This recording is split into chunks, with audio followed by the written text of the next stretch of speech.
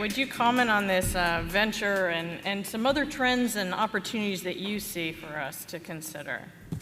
Well, I'm not going to talk about venture, but if I could, can I talk about oil and gas, please? Yes. All right.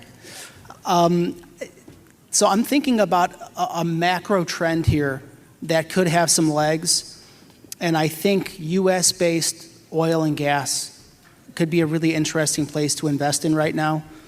From a capital standpoint, I have a colleague who said he used to raise $300 million oil and gas funds every 3 years, and his investors were predominantly university endowments.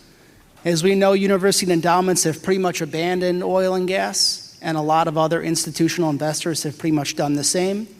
So you have a sector that needs capital, and I think that's very bullish for new investors. And then from a demand standpoint, you have a bunch of factors converging. There are countries that are trying to reduce energy reliance from hostile countries. Look at Europe right now. And then you have the rise of a global middle class, basically hundreds of millions of people buying their first cars, air conditioning units, and refrigerators. And then lastly, and most apropos maybe to current events, are the proliferation of data centers. And data centers pretty much run the modern world. They run the internet, they run AI, they run cryptocurrency, they'll probably run the next big thing, and they happen to be energy hogs. A few stats to consider, to be taken with a grain of salt, of course. One new data center comes online right now every 3 days. One new data center uses as much energy as up to 80,000 homes. And right now, 2.5% of all US energy output is consumed by data centers. And that number is expected to increase to 6% by 2030. If that comes to fruition, that would be a 140% increase in 6 years. There are very few trends that are accelerating at that kind of pace. Again, these stats are all with a grain of salt, but they illustrate sort of the magnitude of this current technological boom. And that, combined with all the other factors I just mentioned, I think make oil and gas a really intriguing place to be potentially. Very true. I second that. We're seeing data centers being placed in locations that would not have been considered previously for data centers, but there is just such a demand for that. And I think that's an excellent point.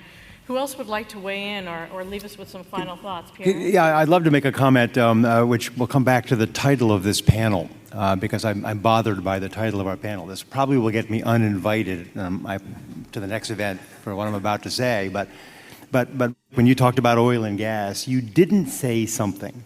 When you talked about don't lose money, you didn't say something. Each of you didn't say something, which is, I want to be ahead of 95% of the other investors. I got to say, sorry, folks, that's the stupidest thing. If you ever try to invest on that basis, you're not going to be wealthy in 5 or 10 years. That is not the objective. You may turn out to be so. I mean, certainly look at what is doing with diamonds. I am quite sure if you make this into a success, you will be far ahead of anyone else, 100%, 99%. But that is not the basis of a strategy for acquiring wealth, for growing wealth, or for maintaining and securing wealth into the future. Just a point. I think it's actually a very great point. And thank you for being candid and sharing there, Pierre.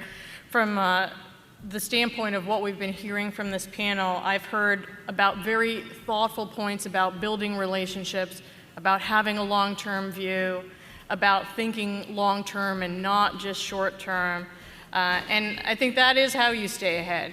You stay ahead not necessarily by being a first mover, although it could be that, and Cormac talked about some thoughtful ways about approaching the venture space, but maybe it's by putting your smarts to work and building those relationships and taking the time that it takes to get where you need to be.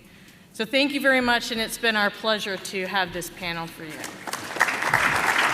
Join the Family Office Club by visiting familyoffices.com. We look forward to seeing you at our next live event.